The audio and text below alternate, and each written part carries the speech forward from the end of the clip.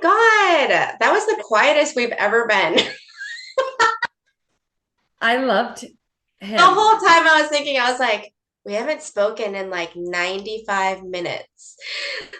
For like us, that's a lot. I know there were so The many. one guest that got us to shut the fuck up. He, oh God, He he was, is I just, was like, dang, no wonder you're like a matchmaker. You were such a smooth talker. okay, we have to do our intro. Okay, how the fuck do we do the intro?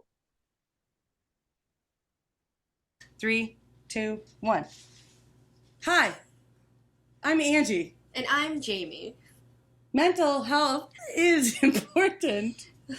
And sometimes even the best therapists lose their shit. Like the shit show that The is shrink show. You pronounced it wrong. Tune on in and listen to Angie's shrink show of a life because I'm perfect. Listen to our podcast, okay? You'll like it with therapists. Coping skills. Shh. Push record. I forgot. Damn it. That's I okay. wanted all of that recorded and I forgot. So for those who are listening now, the question was, how did I get here? That's right, kind of like the question, right? Yeah. Yeah. So, if we're gonna go back to childhood, I mean, I'm happy to talk about that. I'm first generation American born. My family's originally from Jamaica, and so I was raised in a Caribbean household. And for those who have also been raised in a Caribbean household, the rules were pretty simple, right? Go to school, get an education, graduate, get a job, save money, don't spend money, get a house, and then you can basically have fun, right? And so being very impressionable and not wanting to disappoint my parents, I did the best I could, which was going really well until I faced bullying, because I was a nerd. I was really good at academics. And so by default, I was a total nerd and was bullied. I mean, when I mean bullied, I mean like hung on the coat rack type bullying, kind of left to hang out to dry. And so I remember going home and telling my parents about this, and they were like, it doesn't matter, and and here I am, like, 5, 6 year old. I'm like, no, it does matter. Like, This is the worst and so I day. tried. Yeah, right. Like it wasn't great. And listen, I will talk about my parents and soon enough. But I tried to grin and bear it, and ultimately, like, I succumbed. The environment at public school, was difficult, and the saving grace that I did have, which I will say, was my fourth and fifth grade teacher, Mr. Gibbons. I mean, to this day, best and favorite teacher of all time. And something happened in the middle of fifth grade where he needed to resign and retire, like in the middle of the year, which obviously no one expected. It happened. And then I was left with a substitute teacher that had just no idea what he was doing. I mean, he was overwhelmed, and, bless him for even choosing to show up every day the way that he did, because that class tore him apart, but it created a lawless environment. And I ended up, without that guidance there in that safe space, I succumbed to the pressure, because if I didn't, I was going to be bullied the rest of the year, so I tried to be one of the cool kids. And here's the thing, I didn't know how to be cool, so I failed, and I was made fun of for trying to be cool. Right. And because I was trying to be cool, I was no longer a nerd, and they wouldn't have me back either. Right. So now I'm like by myself. Right. I have no crew, trying to make my way. So, I ended up finishing second in my class, which, it sounds great, but not inside a Caribbean household. Right. Like, what, I could have been number one. Right. So Why weren't you number one, Thomas? Why yeah, weren't you number one? and all it took was half a school year. Right. Just all it took, half a school year of bad influence. And it really just rocked me, because I just didn't know where I belonged, and I struggled with that. And I realized I couldn't go home and talk about that with my parents. And so I just tried to fit in wherever I could, and remember, like, this is like elementary school, right? Like, I didn't even understand what it was like to talk to like girls yet. Right. And then when that came into the fold, can I curse here? Yeah. Okay. Yeah, I was fucked, right? Like I just didn't know what to do, right? And so now this hopeless romantic comes in and tries to do right by people, by the girls that I liked. And, you know, through that, I was also taken advantage of, cheated on, dumped. I mean, it was awful, you know, and I was giving up on school. I didn't really give a shit, you know, and um, eventually I was in high school, and it got to the point where my dad was like, we might have to send you to boarding school, right? Because like, what else are we going to do here? Like, you're not showing up. And I didn't want that. So around midway my sophomore year, I just made a commitment to just figure out my academics, figure out myself in that process. And so I think when I was entering that point, I think I had like a 1.9 GPA. Like I was like on the verge. And then was able to get around, and I ended my high school career at a 3.0, which I think that means I needed to have like a 3.6, 3.7 GPA like the rest of the way to get there, you know, but like, Right. That's awesome. That's yeah, impressive. thank you. Of course with struggle, right? Still trying to fit in, still trying to like know what I was going to do. Still Typical like high school infatuated. student. Yeah, right. Like still infatuated with girls. And so I ended up going to college, and I thought I was going to college with who I thought was like my person, right? I thought I met the one, young in love, and I even went as far as asking her parents to, you know, for their, you know, blessing. And I remember the mom, she was like she liked me, but was very reluctant, just because she was hoping her daughter would marry a Jewish guy, and I'm not Jewish. um, and so, but here's the thing. I was like, well, I'm minoring in Judaic studies in college, so maybe that might be a thing. Right. So, you Did you know, minor in that because of her, yeah. or were you already interested? I mean, I was kind of interested because my best friend is Jewish, right? And like, you know, I was always naturally interested, but that was just like a great incentive, right? Just to like win her over. And so she reluctantly said yes. And then I was talking to my mom, and she was there too when it happened. And my mom was like, I don't know, like, you're so young. I was like, whatever. So I'm like looking online, trying to like figure out like, you know, how to buy a ring and all that kind of stuff. And then the next weekend, she's supposed to come over to, you know, where I was staying to hang out. And she's like, no. And I knew right away something was up. So I was like, hey, like, tell me what's going on. Like, what's going on? So she ended up telling me that she cheated on me with you know, some random guy that she met in class. So I'm like totally crushed. I went to the shower and just like bawled my eyes out, right, for like a good 20-30 minutes. And when I got out of the shower, I like took this breath, and I was like, you know, I never want this to happen again. Like, I need to figure out like why this is happening. Why am I taking advantage of? Why am I not feeling confident about myself? Like, what is going on? And so I started working out, and then I started to go into like, what can I read? What is a book that I can read that can help me? Now, meanwhile, I've never read a book end to end up to that point. You know, 19 years old, never did that. And you had like a 3.7 GPA. You had to have done book reports. What did you Oh like? yeah, Notes it? no, Yeah, I mean, Spark Notes. yeah, Spark Notes, right? Cliff Notes, like all That's how I those, got you through know, college. totally, you know. Um, I I will say, like, even despite like my high school career and college, like I learned so much outside the classroom, you know, than I did inside the classroom, you know, and that kind of led me to what I get to do these days. But um the first book that I came across, it just happened to come across my, you know, on my computer, was Seven Habits of Highly Effective People by Stephen Covey. So was really interested in that book. And with the mindset that I had going into like wanting to be loved and admired and appreciated, it really just had a different hit on me, because it taught me how to communicate and how to develop relationships and how to prioritize my life in a way that I just never considered. And I just loved the high of having learned something so dramatically new and different. And that just became a bug for me. And so I just became a sponge for the next year and a half and just absorbed knowledge. I actually, meanwhile, dropped out of school in hopes to transfer, but I kind of did the process backwards. Like I dropped out, then requested a transfer, and they're like, you can't do that because you're not in a school to transfer from. So you kind of just have to reapply. So I was like, okay, fine. So I did that. And in that time frame, it gave me the opportunity to really just assess like who I could become, having absorbed all this knowledge, right? And so I did. wasn't really applying any of this stuff until I got to the next school, and it gave me an opportunity to have like a clean slate. So, I went in and I was trying some of the strategies that I learned from, networking, social skills, communication, dating, sex, grooming, fitness, like all that stuff. And I noticed that incrementally I was starting to see results, right? Like I started to make some friendships. I was doing better in school.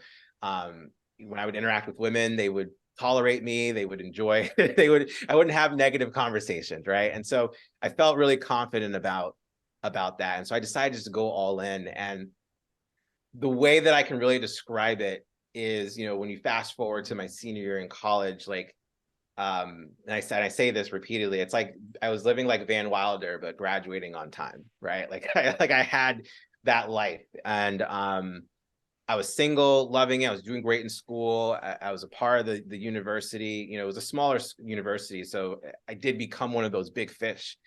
And I thought to myself, man, like I have it all. I think it's time to like, date someone, So I did, and she was hot and really fun, and she had just a lot of fire, and it was awesome. I felt like I did it. Like I became the person I needed to be. I have everything that I want. Like now I can just really sit back and enjoy it. And that sitting back and enjoying it ended up being the downfall for me, because all the things that I had worked on to get to where I wanted to be, I stopped doing. Right. Like I tried to like skip class, thinking that wasn't a big deal. I wasn't trying to show myself to be attractive to my girlfriend. I wasn't doing all those little things that made her, like me and be into me. I would neglect my friends to hang out with my girlfriend. I wasn't going to the gym as much. Like I was just neglecting everything. And then after about a year and a half, my girlfriend, she's like, you're not the same guy I started dating. Like, this isn't working, So here I am, like feeling fucked again, because I'm just like, wow, like I totally just screwed myself, And then I got depressed, and I almost flunked out of college. Because I just stayed in my dorm room. Like I just didn't want to be seen. Now I'm like this, feeble fish in this pond, right? And like everyone knows that this happened, right? Everyone knows. And so at least that's what it felt like, right? And I just didn't want to face the world. And so under the stress of not graduating, like I barely graduated. Like I had to take a summer class, like even after that, to make sure that I got enough credits to officially graduate, right? And so at that point I was like, I'm done. I'm done with the city. I was in Philadelphia at the time. I was like, I'm done with Philly. Like, let me just go back home to Boston, which is where I grew up, and start fresh, right? Like I don't know what it's like to be able to drink and have access to the Boston now than I did back then. So like, what can I do? So decided to start a blog at the time. This was 2008. So I decided to start a blog. Just started to get on Twitter. Hip thing to do. Yeah, right. Twitter back then had like maybe 500,000 users, You were cool. You were cool. Pioneer, right? Like a pioneer, maybe trendsetter, like you could call that. I don't know if I would say cool, at least not yet, right? And so I used the blog as a way to hold myself accountable, right? Because I didn't want to go through all this effort to reacquire the life that I thought I wanted, to then just give it up all over again, right? So I wrote a blog, because then now like people know and they can hold me accountable. And I didn't know anyone other than like my grade school friends, but everyone kind of had normal jobs. Like they were working normal 9 to 5s. I was actually working in the hotel industry, and I was working the evening shift. So I'd work from 3 to 11. So by the time I was done, ready to go out and hang out, everyone was like, I'm going to bed. Like I got work tomorrow. So I had to create a whole new circle of friends from scratch. So I did this, you can call it a game, it's fine, right? Like it basically was called 30 and 30. So I went out to 30 bars, 30 straight nights, and I went in, and whoever I sat down at the bar, or whoever sat down next to me, I would just engage them in conversation and just see where it went. Unbeknownst to me, most people who would go to these bars at this time during the week would be people in the hospitality industry, right? Naturally. So I made a lot of friends that way. And then they would say, hey, come to my restaurant, come hang out. Like, we'll do whatever. And I started to build a network, right? And then eventually it turned into, hey man, like, the club opens up on Friday. Like, why don't you just come in? You don't have to wait in line. Like, just come in and look for me. So I would do that, right? And slowly, and I didn't know this was going on, but like I'm starting to create like social status for myself, right? And with that, I'm also becoming much more comfortable talking to people. I'm becoming more comfortable in certain social environments, and I'm having great interactions with people, both men and women, right? And I'm blogging about all this. And eventually people who started to follow started to ask me questions about like, well, how did you do that exactly? What allowed you to, cut the line there? Like, what did you say to that woman that came up and talked to you? And I would just give that advice. And, they would go and they would try it out and they say, oh, Thomas, like that worked. Like, thank you so much. You're great. And I was like, all right, awesome. Like, I'm glad that worked. And then eventually one person had reached out to me who specifically needed support. He had just got a divorce and he wanted to do something like I did, where he wanted to immerse himself to get over that hump of starting over. So I kind of took him under my wing. He was out in Chicago. I was in Boston. So it was kind of a virtual mentorship. And, he ended up getting out there and rebuilding his life, and it ended up being a great experience. And I was thinking to myself, like, are there people who coach in like dating, right? Or social skills and things like that? I mean, I didn't know anything about that. I was working in hospitality. And back then I was a huge fan of Gary V, Gary Vaynerchuk. And, at the time he was all about like, monetize your passion and pursue that. And the passion for me was personal development. Like I love personal growth, right? But I didn't know how to monetize that. His brother at the time was going to Boston University. So he and I got together and we played basketball and hung out. And I was telling him about like my ideas and he thought it was pretty cool. And he was like, have you ever been to South by Southwest? And I said, what's that? And he's like, well, it's a conference where people get together, they share ideas, they have music, there's tech, there's film. I think you would be great down there. And I think you might be able to figure out what you want to do. And I didn't have much money. And he was like, dude, whatever you have in your bank account, like, I think it's worth it. Just spend it, And so I ended up getting a ticket from a friend who had it on a discount. And then I thought I was staying with him. But then like the night before he said, dude, because of my press pass, I can't allow people to stay in my room. So I can't do it. And I'm like, fuck, like I'm about to be homeless in Austin, Texas. I've never been in Austin before, So I'm texting everyone that I know and they're like, oh, we'll see. And I texted AJ, Gary's brother, and I was like, hey, dude, any chance you could help me out with something? And he's like, I don't know, but I'll see what I can do. So I'm at this bar and I'm drinking and I'm like, it's 2 a.m., right? My flight's, I think, around like, must have been like 8 or 9, right? And I'm thinking, I might have to like whore myself out to like to have like a bed to sleep on, right? Like it's getting serious. And so right then I get a text message from AJ and he's like, you can stay with me and my brother. And I was like, oh my God, like I get to like hang out and spend time with not only AJ, but his brother, Gary Vaynerchuk, who becomes now all of a sudden like one of the most prominent people in social media that people know today. Right. But like to kind of be with him and spend time with him. And it became this amazing experience because I got to see the behind the scenes look of what it's like to build a brand, right? At the time where he was the brand and he was able to build it. And I just learned just through immersion. And so while I was down there, I don't know if he still does this, but back then he used to do these secret wine parties, right? Because he had tons of followers on Twitter. And what you would do is at the last minute, he would tweet where he was, and then he'd have people just come and rush the place and take over, right? And we were helping him out by basically pouring out wine because, he was the wine guy. And I'm there, I'm watching this all happen. I see this really, really, cute woman who I'm serving wine, and then we start talking, we're connecting, and things move along, and I'm feeling pretty good about it. And then my buddies are like, hey, dude, like, how are you so good with girls? Can you help us, whatever. So we go to a bar. One of my friends sees a really attractive woman at the bar and he's like, dude, like be my wingman, like help me, get a date with her. And I'm like, why can't you do it yourself? And he's like, I don't know how. I'm like, all right, well, what's in it for me? Like, what do I get from this? And he's like, I'll pay for all your drinks. Like I'll pay for all your drinks the whole weekend. And I'm like, all right, cool. So Yeah. So I go over and I connect with her. Her name was Heather. She lived out of town. She was visiting South by just like me, and we hit it off. And then I introduced them and they hit it off. And then he came to me and said, dude, I got her number. She is awesome. Like, I'm all right, cool. Like, text her and ask her out to go out for lunch.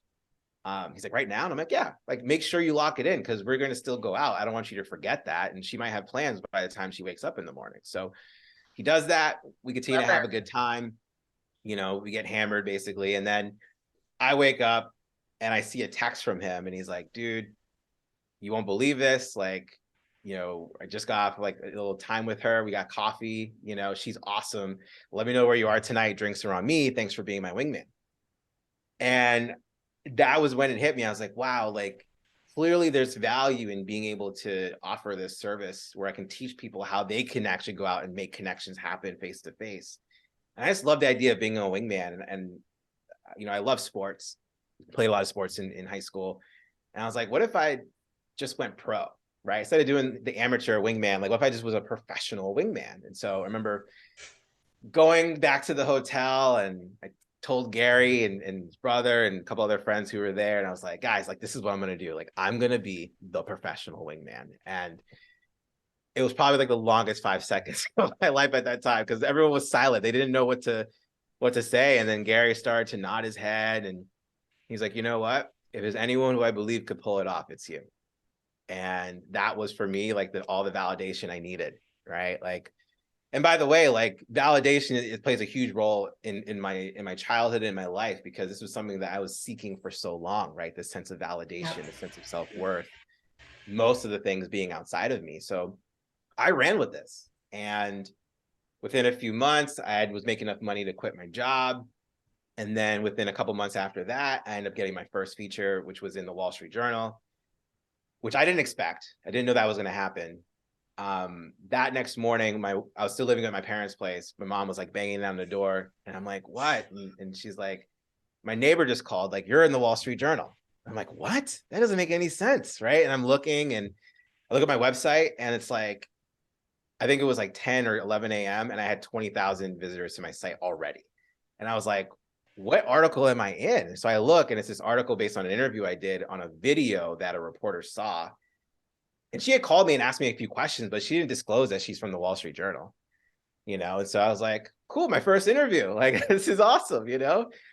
This is exactly what Gary said. Like, if you put up enough content, people will pay attention and they'll ask you questions. And so, little did I know that it was in an article that was going to be the second most shared and viewed article to the proposal of Obamacare.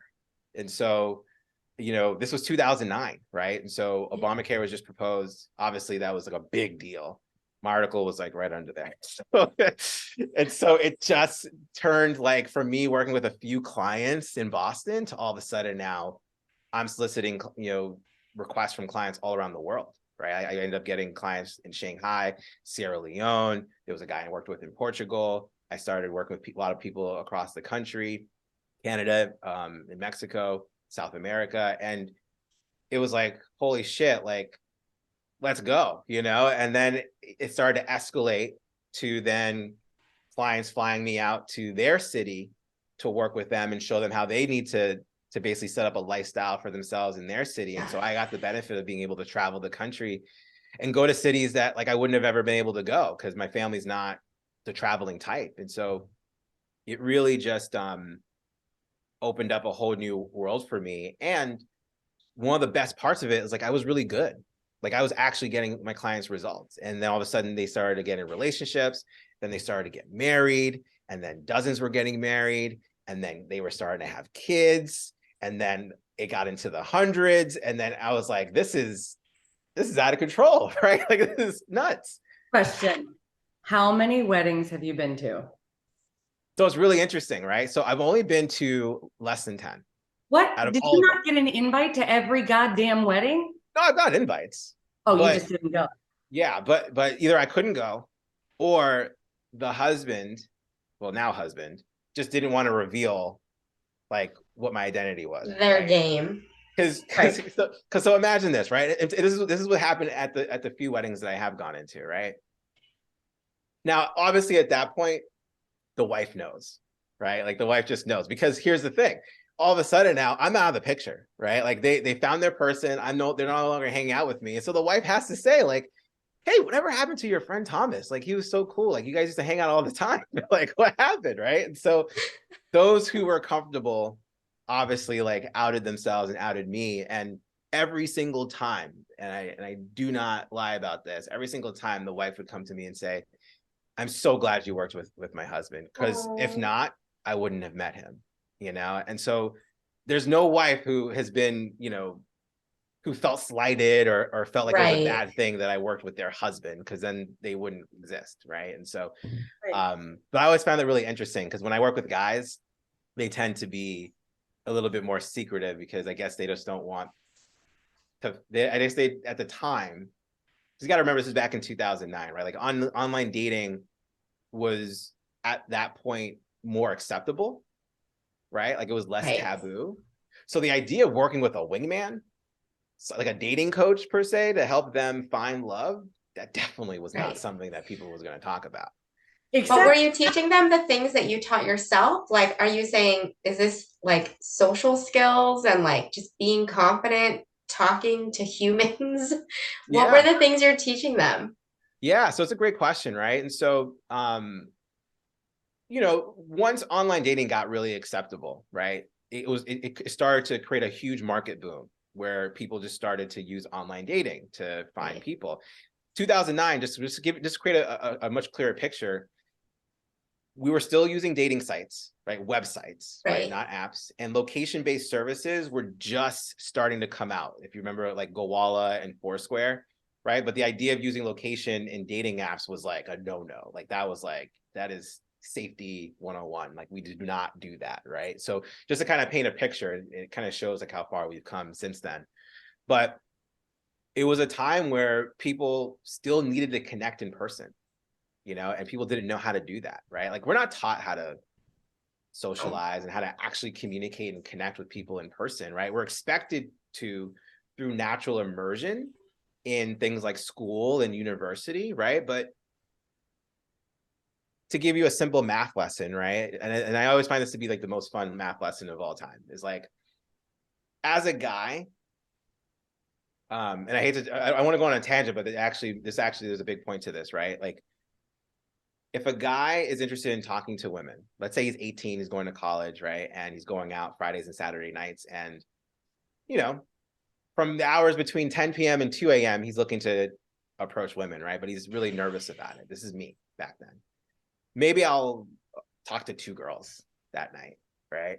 Now, if I'm committed to this, which I would say most guys are not, I'm going to do that both Friday and Saturday night, right? So that means I'm talking to 4 girls that weekend between the hours of 10 p.m. and 2 a.m., right? No other time, because why would I do that? Like that's weird. So Because right. you're So sober. Gross. yeah, exactly. Right. So four girls a weekend. So you multiply that by 52, assuming that I'm doing that every weekend, right? That's 208. Now, if I maintain that pace until I'm 28, right? That's 2,080 women that I've approached, right? Which when you look at it, it's not that bad, right? That means I've talked to 2,080 women. That's pretty cool. Now, if you're a woman, and not to sound like misogynist or anything like that, but let's just say that you are attractive, right? You're objectively attractive, and it's because it's not that it does matter, but more objectively attractive women just get approached more, I mean, right? obviously that's why Jamie and I get approached all the time. Example, Constantly. right? Now let's use the same time frame, right? We're gonna use the same timeline, 10 p.m. to 2 a.m. Fridays and Saturday nights, no other time, right? Let's say, and this is me being conservative, probably going to be approached by 5 guys a night. We'll just say 5 guys, right? So that means that's 10 a weekend. That means it's 520 men approach you in a year. But let's say I'm gonna double this up, right? Let's say 10 guys approach you, which is actually very likely. Right? Even if it's between like 1 a.m. and 2 a.m., you get the full sprint, right? The last ditch effort, so you're gonna get more guys. So let's say 10, right? So 10 guys each night, that's 20. 20 times 52 is 1,040 in a year. So already in a year, you've been approached by half as many men as I've approached women in 10 years. Right? So I want you to think about that, right? Now, in 10 years, if that happens, now you would have been approached by over 10,000 men, right? And I want to remind you, this is just between the hours of 10 p.m. and 2 a.m. Friday and Saturday night. This does not include the other 160 hours of the week where it's very likely you're going to be approached in various situations, right? So I'm sharing this because the emotional, the social experience, the emotional intelligence is, the comparison is not even there, right? And this is where guys really struggle. They don't have that experience or the fitness, I would say, to be able to go in there and interact with women and then be able to be resilient enough if that interaction doesn't go well to then go into the other one to get those reps in and to get that endurance and feel comfortable in those type of interactions. So to answer your question, what I really do is a combination of immersion, but also specific strategies, right? Like most of my clients never met their future wives at bars, right? But I spent most of my time taking them there because in those environments, that's where the most social pressure exists. So if I'm able to help them understand how to manage their body and what's happening when they're feeling the adrenaline pump, and how to reevaluate that adrenaline is not anxiety, but just their body preparing for the excitement of approaching a woman, while giving them tactics and strategies of how to properly start a conversation with a woman, how to be able to observe if a woman is interested in you through body language, what to say to convey that honest intention of attraction, and how to engage them in deep connected conversation where you're listening for things that you can relate to and share stories and do things what I call like bold moves where like, you know, the threshold for rejection is there, but you're pushing through to showcase that you are actually desire that person, you're willing to take those steps, right? Like it becomes this process. And I started to notice that there were specific milestones where anytime a guy was afraid of rejection, if I can provide them the solution to do that, it could get them along the path where all of a sudden after a few dates, if you do it in that particular way, you can be pretty comfortable and confident in knowing if that person is relationship material or not. It's so funny because I'm listening to you as a woman, obviously. But, yeah, just in case you were confused. But I think about it, you know, as a little girl, boys never had any idea that you had a crush on them. And girls were always like, what? How the fuck does he not know? I'm touching him. I'm laughing obnoxiously at all of his jokes. I'm drawing him pictures, you know, all of that. Then flash forward to your math example. I love that because another thing, you know, stacked against men is the fact that women have so many guys come and talk to them. We don't give a fuck anymore. Yeah. It's like, we're mean. yeah, we're like, okay, yeah, whatever, jackass, because how many jackasses did we actually meet?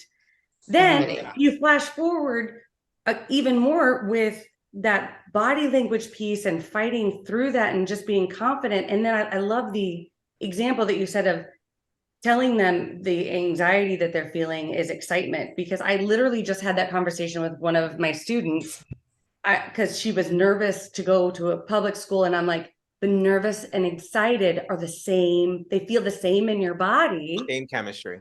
Yeah. And so it's, but that's like you said, you know, those aren't things that you're really taught in school. You're just supposed to learn along the way. Well, how are you going to learn if nobody teaches you? You're not going to learn how to ride a bike if nobody walks you through it. Yeah, exactly. Right. And like, this is one of the many things that I could always talk about, but we're always set as a different disadvantage. Like I've always said, if you can communicate and connect with someone, you have the keys to the world that you want, because no matter what happens in your life, until the day you die, this becomes your most valuable asset, right? Like you can start with nothing, you can have everything, and you'll be able to get to where you need to be by being able to communicate and create relationships of value, right? And so that was kind of where I was going with that. And, you know, on the outside, I'm just a wingman that goes out to bars and help guys, you know, get chicks, right? But like Your hitch. Yeah, right. Yeah.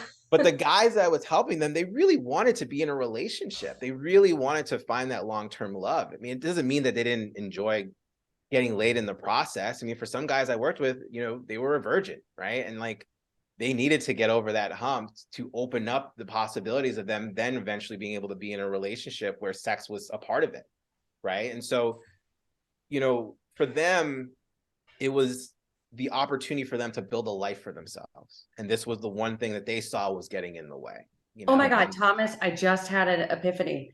Jamie and I met our husbands in 2010. Do you know our husband? No, he doesn't because Kurt has no game. You've met him. Well, I always, so Thomas, I joke about my husband is from a small town and every guy in that town, no game, none. Yeah. They don't know how to talk to females. Majority of them married someone from the same small town. Mm-hmm. Obviously, I was just drunk, so that was how my husband ended up with me. But Yeah. but it makes me laugh when you describe this because I'm like, yep, my husband could probably still benefit from services of like, how do you communicate or speak to other living humans?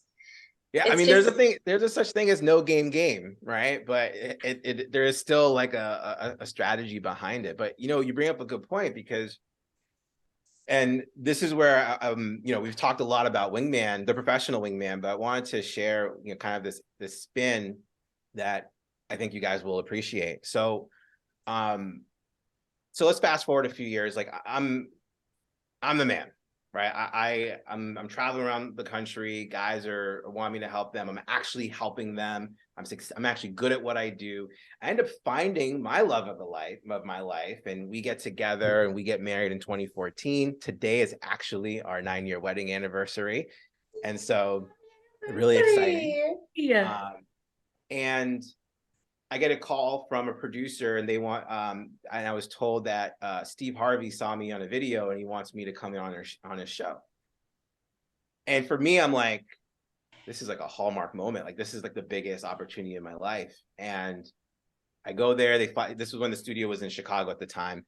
They fly me in, do a little bit of, you know, rehearsal around like my key talking points and things like that. And I go in there and I absolutely crush it. Like, even he was impressed because at the time I was only 28 years old and he was kind of like, what do you know? You know what I mean? And then after the segment, he was like, well done. Like, you know, so I really felt like I earned that, you know? And so went to go celebrate. I'm on a rooftop bar in Chicago, downtown Chicago. I'm celebrating around, you know, friends that I know, people I don't know. Like I'm feeling like I made it, right? Like I'm making lots of money, have the girl of my life. I'm kind of famous now, you know, and there was this moment where I remember looking around, seeing all this hoopla, and then I lean over and I see myself in the glass reflection of the table at this bar, and I didn't look happy, and I was like, well, why don't I feel happy? Why don't I feel fulfilled from this? And an answer just didn't pop up. Just didn't, and it freaked me the fuck out. Like I got immediately scared. I kind of panicked, and then I had to realize that I was around people, you know. So I did what any other person would do in that moment, which is drink heavily and try to forget about it, you know. So I did, and then I woke up and had a hangover, and still this thing was here, you know. And I struggled with it, and I felt like, you know what, if I just ignored it, you know, but I couldn't, because it got bigger. I did not feel fulfilled. I kept drinking, you know, and then kept drugging to numb myself. Like I was starting to feel like, I wouldn't say a fraud, but Imposter. I wouldn't even say imposter. Like I knew what I was doing, but I'll say this in reflection, right? Because hindsight's always 20/20. In reflection, what I realized was I had created my life, and this is what I did from when I was a kid. I created my life to be based on what I thought other people wanted me to be, and not from what I actually wanted. Mm-hmm. Because I thought if I did that, I'd be validated, right? And I was, and I didn't feel internally. It wasn't fulfilling. Yeah. And so I struggled with that for years. went deep into alcohol abuse, drug abuse, isolation, got depressed. Did everything I could to suppress my emotions, tried to make everything work, you know, and meanwhile, while everything looked awesome, like I was still making appearances on TV, I ended up moving to LA from New York. I was still doing my thing. I was going out, working with my clients. I was a fucking mess. And my entire life was falling apart. My marriage was falling apart. My business internally was falling apart. I was, you know, I puffed up and it was like, you know, I mean, I'm 6 feet tall. And so it didn't look like I was unhealthy, but I was a very, very like puffy, like 195-pound guy, you know, like I was just inflamed, like all of my entire body, because I was drinking so much, not doing anything to take care of my body. It was not working out. And it just got to a climax where like my wife came to me one day and she was like, listen, like I love you. And this is not the marriage that I signed up for, right? Sounds familiar, right? Like this is not what I want, you know. And if things don't change, like I'm gonna have to make some changes myself. And she used particular words that wasn't really pointing the finger at me, but I internalized it as like, you know, I'm fucking up here. Like I'm about to lose my wife. We had recently got my wife had got pregnant at that time, and that was another fuck up because the identity that I created for myself, Wingman, that I then all of a sudden felt like unfulfilled by, was the very identity I was clinging on to. And now you add this chapter of now becoming a dad. What I always say for that day was, and I wanted to be a dad, by the way. So this is why it was the best, worst day of my life. Because I always remember from as a teenager, I wanted to be a dad. So like hearing that made my day. And at the same time, I was fucked again because the identity of Wingman as I knew it died that day. And I didn't want to die. Right. I knew it needed to. It was your I brand. didn't. What? It was your brand. Yeah, it was everything. It was me. It was me. People had me in their phone as Wingman, not as Thomas. Like I just accepted that. It's like a whole persona. Yeah. Right. Like that was just, people called me Wingman. Like that was it. Right. And so that's all I had. And so once again, in reflection, I spent the next year and a half, what I thought was actively I was actively mourning the death of that identity, right, through alcohol and drugs. What I found out recently, talking to another friend of mine, he's like, I basically just prolonged my death, right? Yeah. Like, that's what I pretty much did, right? And that death, the beginning of the death took place the night of January 12th, 2019, when I was going to go for another session to work with a client, and I just didn't want to do it. Like I was happy at home playing Uno with my wife, trying to control my drinking, to repair my marriage, my relationship, like trying to manage all this. And I was like, I don't want to go. And she's like, go, come back. Like, it's fine. Like, just do your job, you know? So I go and I walk into this bar and I shit you not, I black out. Like, it was the first time I'd ever blacked out, having not had any substances in my body. And I don't know. I mean, I'm guessing it was just a manic episode where I just was so overwhelmed that my brain just went into a different place, right? And so, of course, naturally, like drugs and alcohol were involved, prolonged it, stay out late. And meanwhile, you know, my wife and I are going to see a therapist, and, you know, she made the boundary that, like, if I got home late one night, like, she's not going to let me back in the house, right? She needed to do that because she was, you know, in her eyes, like, I don't want to put words in her mouth, but like she enabled a lot of my behavior because she just didn't know what to do, you know? So she needed to set the boundary. So when I regain consciousness of myself, right, I'm standing outside of my apartment. It's like 6 a.m. I'm like, fuck, like, I'm gonna try to talk myself back in the house, right? Like it's what I got, right? Austin, Texas, all over again. Yeah, right. Yeah. And this time it did not work. You know, bless my wife. You know, she held her boundary, right? Probably the first time she had to do that in our relationship, and she did it. And I felt so much shame. I did the only thing that I knew how to do, which was go back and drink.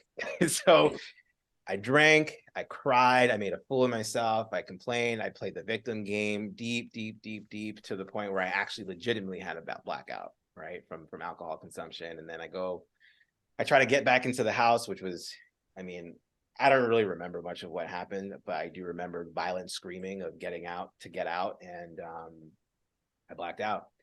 And and once again, this is a reflection between that moment when I blacked out, whatever time that was that evening, and when I woke up in that next morning, I feel like God came in and was like, enough, like you're done. It's time for you to really just wake up, you know. And when I did, the entire, like, I woke up in the dark, right? Like I didn't know where I was. I didn't know if anyone was with me. Like I don't know how I even got here. Like I was so scared. But that darkness really felt like it was representative of the darkness that I had created for myself all that time, right? And I was in it. And I remember just saying to myself really quietly, because I didn't know if anyone else was in there sleeping or doing whatever. And so it's like, I don't want to live like this anymore. Like, I can't do this, you know? And so I cover myself. I wake up. No one's in the hotel room. I realize it's a hotel room. I don't even know how I got in, how they let me in. Like, thank you. I remember walking out of the hotel, which was around the corner from my house. And so I've crossed this street intersection hundreds of times, whether it's on scooter, by foot, or driving. And I didn't recognize it, not because of the lack of awareness of where I was, but because like I was literally looking at the world with a completely new set of eyes in that moment. Like the best way I can describe it was that scene in The Matrix, the first one, when Morpheus gets unplugged and they're working on his body, right? And he's like, why do my eyes hurt? And Morpheus says, well, you've never used them before. Like that's what it felt like for me. Like I was looking, you know, through new eyes at a new world where escapism no longer existed. Drugs and alcohol no longer existed. And I was left here to figure out how to be with my feelings and how to really become the person that I'm supposed to be. Right. And so now I wish this was like, you know, the instant like turnaround story, but it wasn't. Like I still had to kind of work my way back into good graces with my wife. Like I still had to spend a couple nights, you know, couch surfing, but I eventually was able to get back in there with this understanding that like we're rebuilding from scratch, right? Like we need to just really completely throw away what we thought our marriage was supposed to be and start anew. And with the idea that we don't even know if that's going to end up with anything, you know? And I remember going that week to see my therapist. I had two therapists at the time. See my therapist. I even saw like an addiction doctor. And then eventually my addiction doctor, he said something to me and he's like, listen, man, when you're not drinking, your life works 97% of the time. Right? Like the data here shows that. Like what if you just can't get it to 100%? Is it worth the 3% when you do drink for your life to be reduced to ashes? And I said, no. He's like, well, what would you do instead of trying to get from 97 to 100%, that it was just zero, that like your life just could not work trying to do it the way that you did?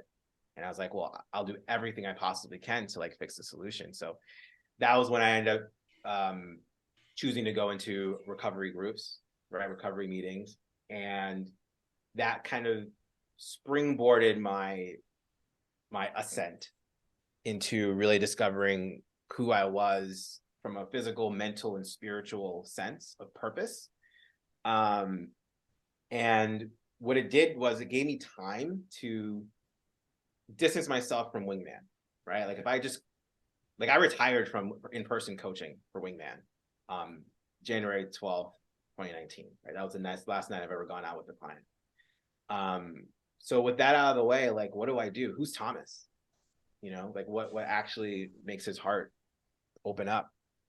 So I spent some time figuring that out. And one of the things that I had suppressed for most of my 20s and into my early 30s was a big passion of mine, which was video games. So I allowed that to come back into my life and I got really excited about it. So excited that I decided to pursue the one thing that I wanted to do in college, which was to be a pro gamer. So I decided to pursue a career as being a semi-pro sports athlete. I trained, competed in some online tournaments, competed in in-person tournaments. I did win one online tournament, which was really cool.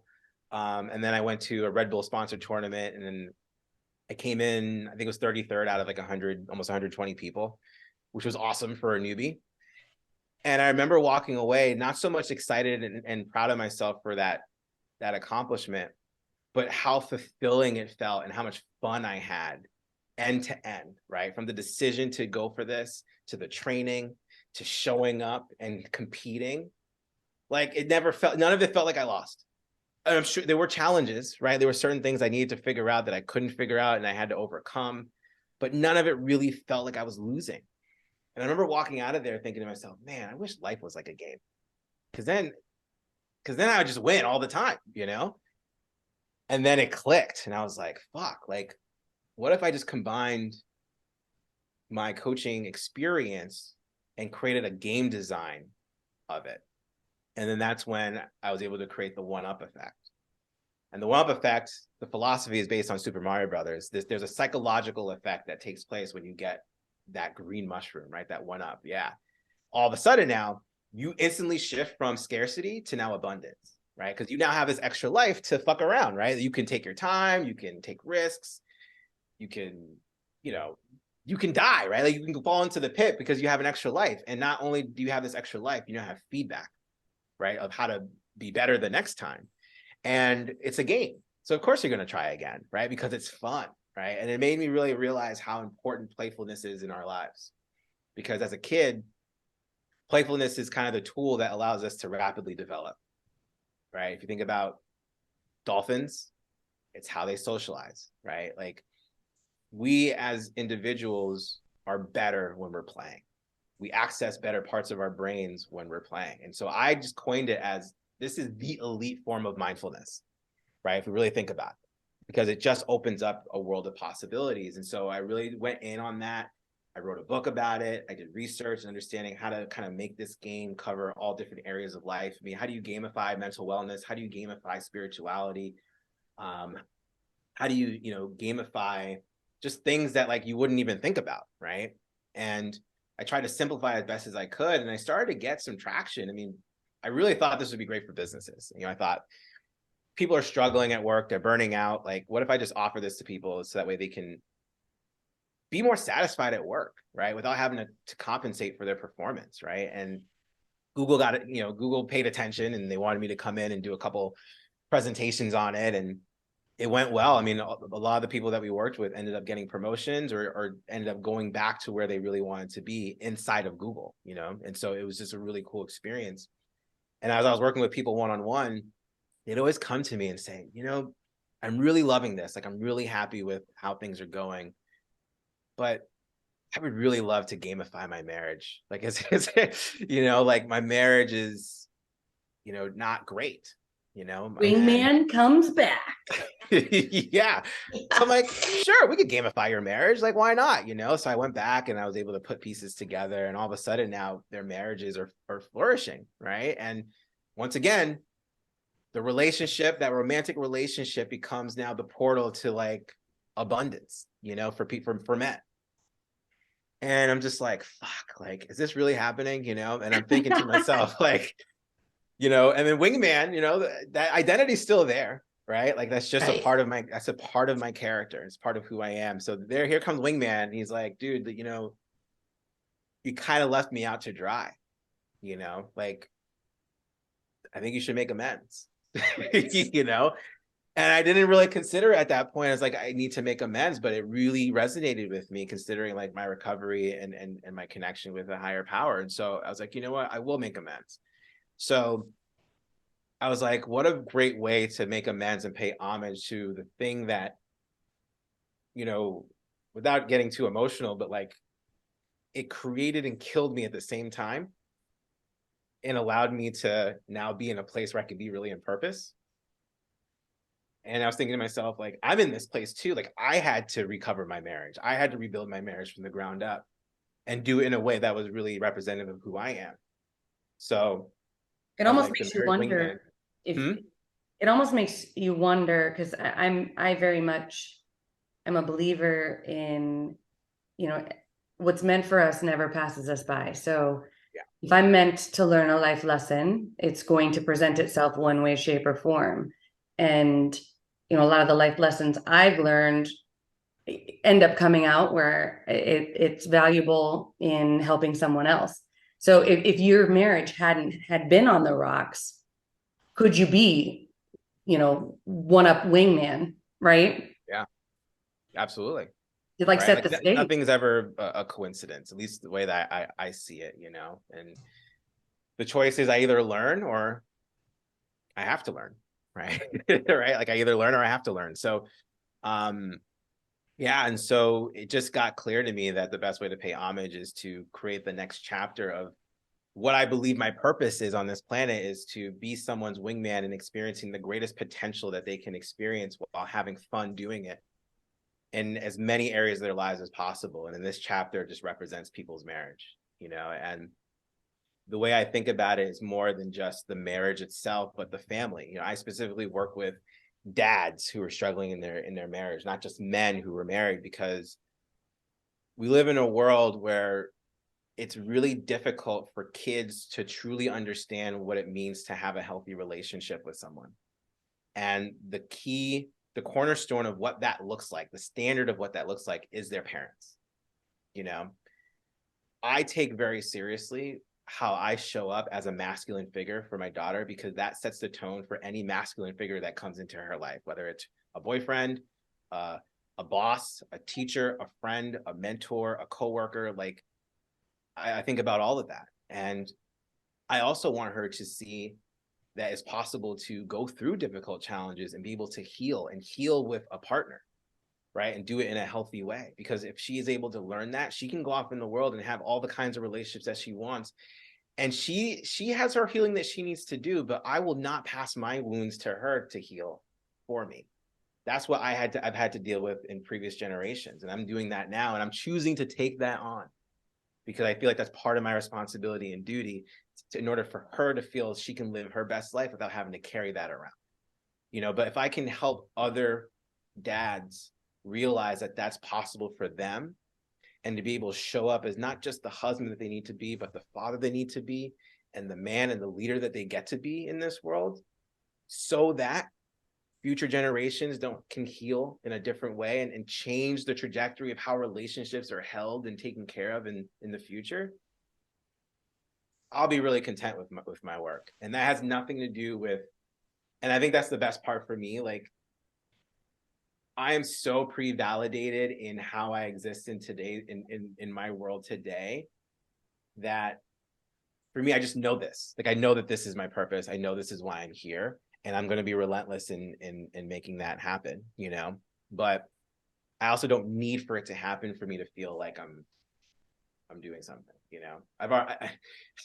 I mean, not to even toot my own horn, but I mean, there are kids walking this earth where the only reason why they exist is because I connected with their dad or their mom, because I worked with women too, and so I keep that in mind to let myself know that I've done a lot already, and even though I do want to do more, I don't want to forget that, like, because I'm doing this, that I'm not enough. Like I've definitely influenced the generation already, and I have to remember that, but I know I'm here for more, and I'm focused on that.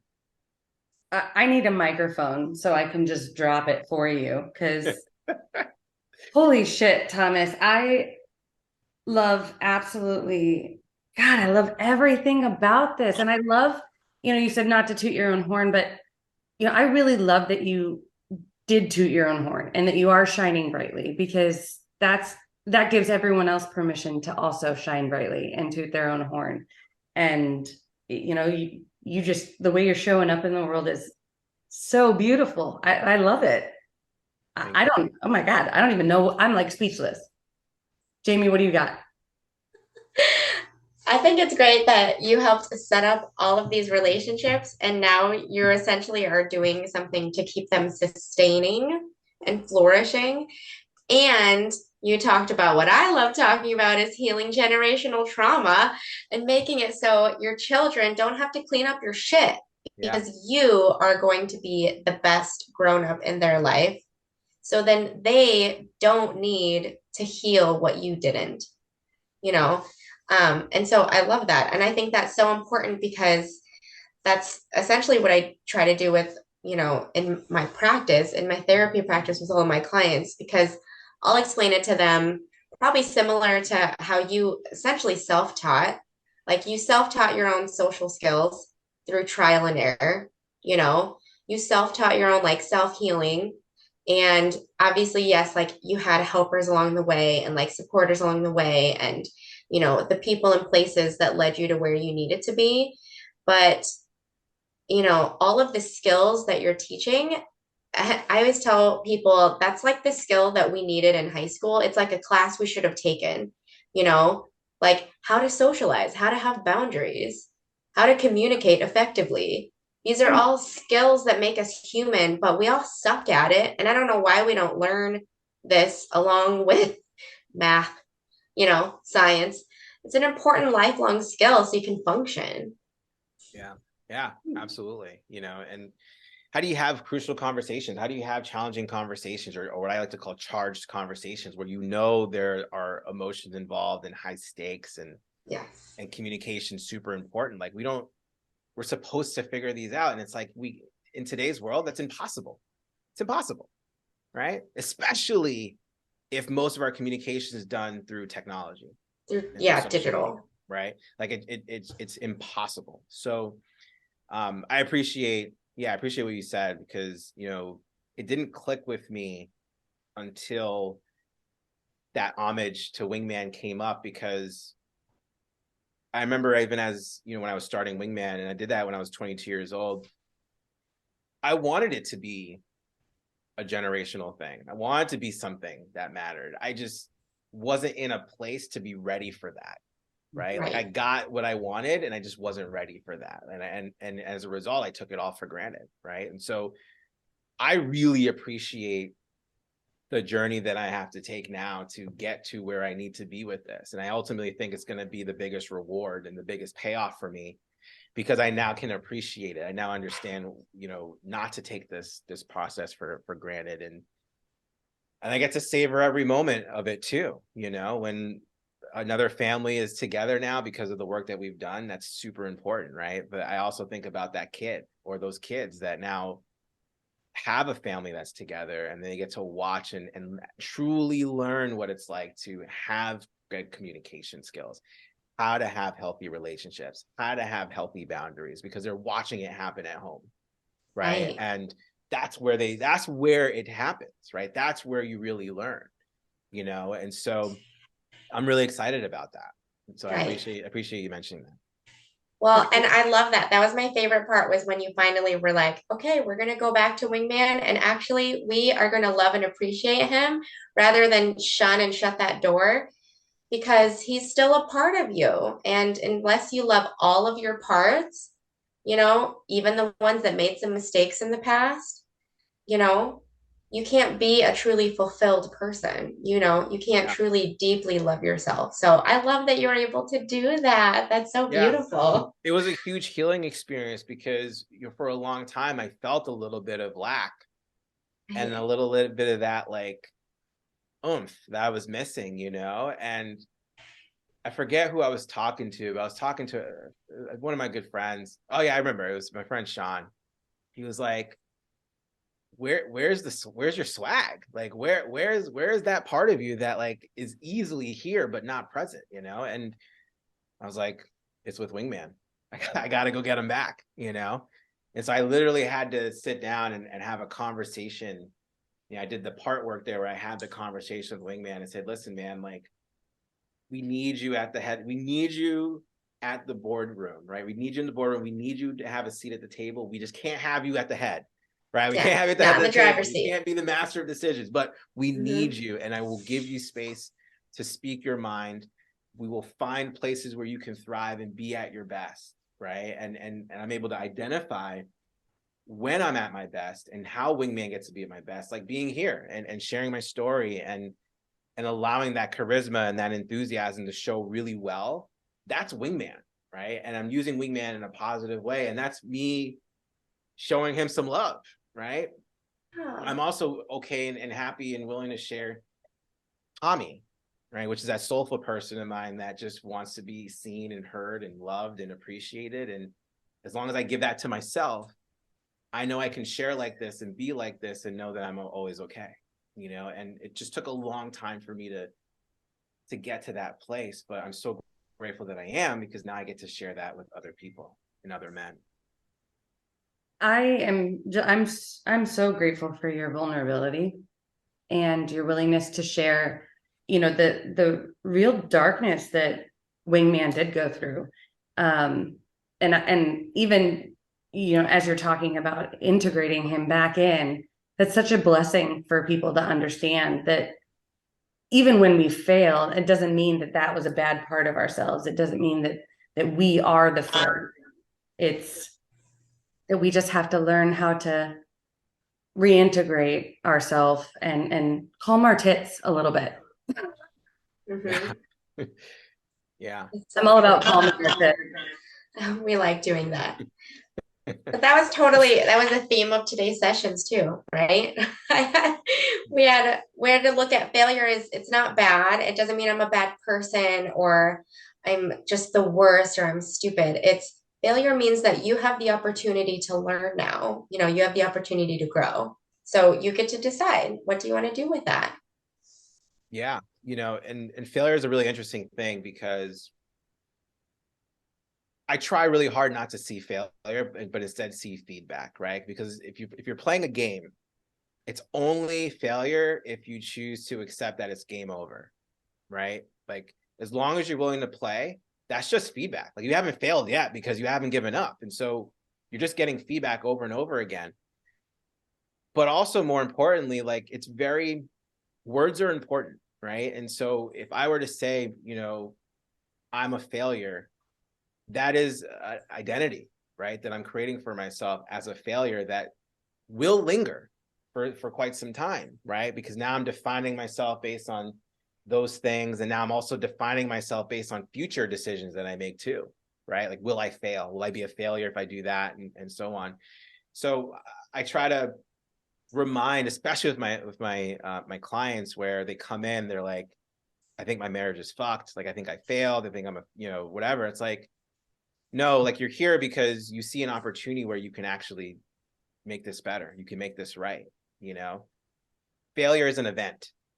It's not who you are, and if we can find the opportunities to learn from that event of failure, it's going to give you ultimately the keys to then create a success. And I'd rather you say that you are a success than you're a failure, right?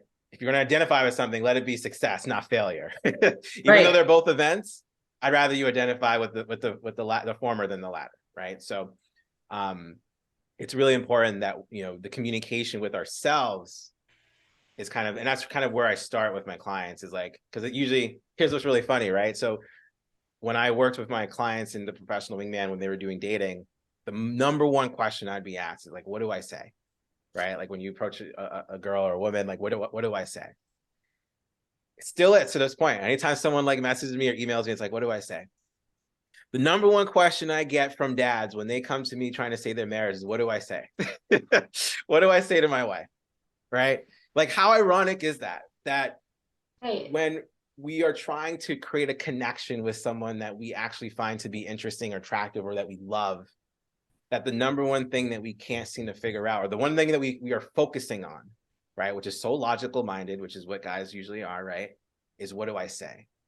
And I'm planning to do a Facebook Live on this week, but like, it's never about the content.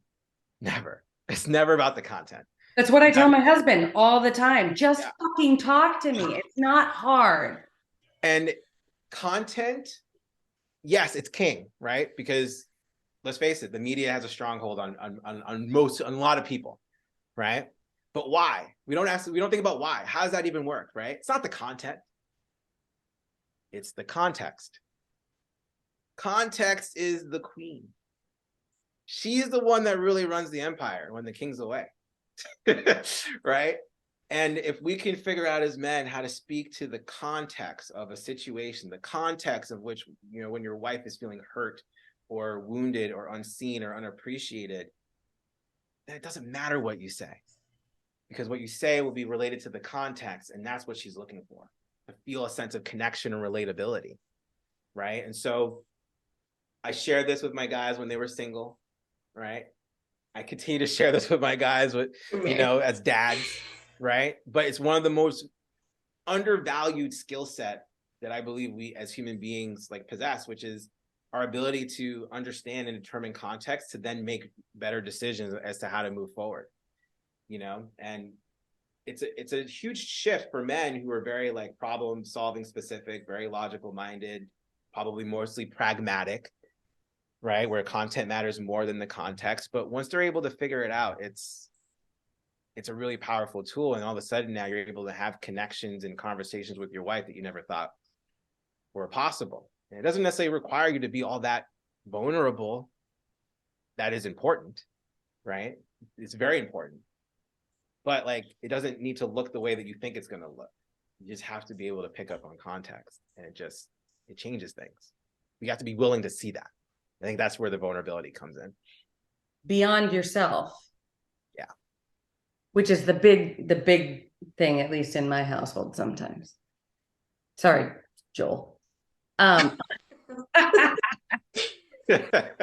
So then, Thomas, how do people either get in touch with you or follow and find out more information? Do you still have your blog? Yeah, so I don't blog I don't blog anymore for the Professional Wingman, but I am gonna start blogging for the Marriage Wingman soon, because I want to talk about married life. I think it's really important, and what does a wingman do when he's married? Like, how does that work, right? I think a lot of people do ask that question to me, and it's a lot more simpler than you think. So I want to do that. But if you want to, find me, I'm across all social medias, Thomas H. Edwards Jr. If you're interested in dating content, or if you're interested in enrolling in one of my dating programs, you can go to theprofessionalwingman.com. If you are a struggling dad out there who wants to get your wife back, wants to save your marriage, keep your family together, you can actually go to the marriagewingman.com/podcast, and you can actually sign up and we can have a one-on-one session together. There's a little bit of an application to fill out just to make sure that you're legit. But once you do that, we can connect, and I'll walk you through a process of step by step how you can actually make that all happen in as little as 12 weeks. And I can make that claim because I've seen it happen in my work. And the last thing I'll say is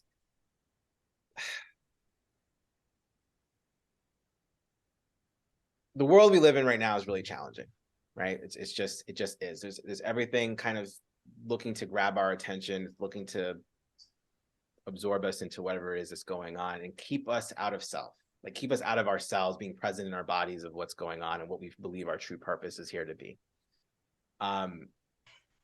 And my hope is, after listening to all of this and enjoying this conversation, that you just take a moment to check in with yourself to see if you're still headed in the direction of what you believe your purpose is. And if you don't know what your purpose is, I will simplify it for you. Your purpose is to exist. Now, you get to choose what to do with your existence. But what you choose to do will define your purpose. You don't need to find it. You create it. Your purpose is already here because you exist. And I want you to remember that. If you exist, it's because you've been validated by a higher power that has told you that it's okay to be here and that you're okay. So do something with that. Help yourself, help other people. And I can promise you, your life will change. Fuck. Holy shit. Gee, Louise, I wish you lived in Omaha because I just want to hang out with you. If you travel to Omaha, come hang out with us. Yeah, okay. You can All crash. right. You can crash at one of our houses and talk to our husbands. I love it. They would appreciate it. Meaning, me and Angie would appreciate it. Yes. Honestly, though, well, thank you so much, guys, for having me on and providing the space for us to have this conversation. Like, it means a lot, and then I know that you guys are very discerning with who you have on here. So it means a lot. So I really appreciate and express my gratitude to you guys. Oh my God. I could not, like, my heart feels so full right now. I am just so honored that you would choose our, humble little podcast to come speak as your platform. before you go, Thomas, I saw you were drinking lemonade out of a clear cup, but we like to, because we're therapists and therapists drink coffee, we like to drink gin and tonics out of coffee cups because we're classy like that. Because it's off after hours. Yeah. So, Jamie, do you have are you drinking out of a coffee mug? I mean, I have a coffee mug, but I don't really know how to explain it. It has a cute little drawing of a nighttime building. It also is a visiting nurses association cup. My mom worked there in the 90s, so. Oh my God. So perhaps my mom and dad needed services like this back in the 90s when communication definitely wasn't at its prime. Maybe it's like Wingman and Thomas, two seemingly opposite things, but there happens to be an integration in the middle, right? I know, right. Yeah. Okay, well, mine says, ew, you can't see it. Can't see it. Oh, there you go. Awful. It's coffee time, bitch. Coffee time, bitch. I love it. Very nice. I can't remember if we used that one, but it's one of my favorites. And I feel like, so just to let you know, this is for the record, I'm 4.5+ years sober, and so I've hung up the jersey when it comes to my alcoholic tendencies. I feel like I've put up enough Hall of Fame numbers to like to be okay with that. So this is actually a thank you. This is actually a drink that is filled with GABA, which is a fun amino acid that when absorbed in a particular way, right, when it goes through your system, it actually does create somewhat of the same effects that you would if you were drinking booze, where it kind of lowers your inhibitors, keeps you a good vibe. But I wanted to let you guys know that this is actually something that I do enjoy drinking from time to time to get those vibes. One of my really, really good friends, he's the founder of the company that produces it, Newtopia. So I want to give a shout out to my boy Matt for hooking me up with this. But this is a very, very tasty drink as well. And I like drinking out of a mason jar just so I can kind of relive my alcoholic tendencies of wanting to like drink from the and your bootlegging. your moonshine, your GABA moonshine. Exactly. I was never a beer guy, but it's so funny that like most of the drinks that I have is out of a mason jar, as if like I'm just super classy, a delinquent, but it's fun. Yeah, we're classy too. Yeah, we got you. Yeah. Well, don't go, Thomas, but we just want to let our audience know that, like, thank you so much for being here, and we hope you enjoyed Thomas as much as we did. And hopefully, you know, you can connect with him and maybe gain some value from his what he's offering into the world, or take his experience and apply it to your own life. How you can continue to exist and live out your purpose. So we love you so much. Please don't forget to share, like, subscribe, and just continue being awesome. Yep, I'm here every Wednesday. Bye. Bye. If you think we're cool, or even if you don't, please like or subscribe so you'll stay up to date on all things The Shrink Show. Thank you for choosing to spend a portion of your life with us. And remember, don't take yourself too seriously. Life is all a giant shrink show. A Huda Media Production. Side effects of listening to this podcast may include side aches or snorting from laughter, impromptu jazz hands, nodding in agreement even though you might be listening alone, an occasional "you said it, girl," and mild cases of existential dread. This podcast is strictly for entertainment and informative purposes only, and is not intended or implied to diagnose, treat, or otherwise substitute for professional mental health, medical, legal, or other advice. Thank you.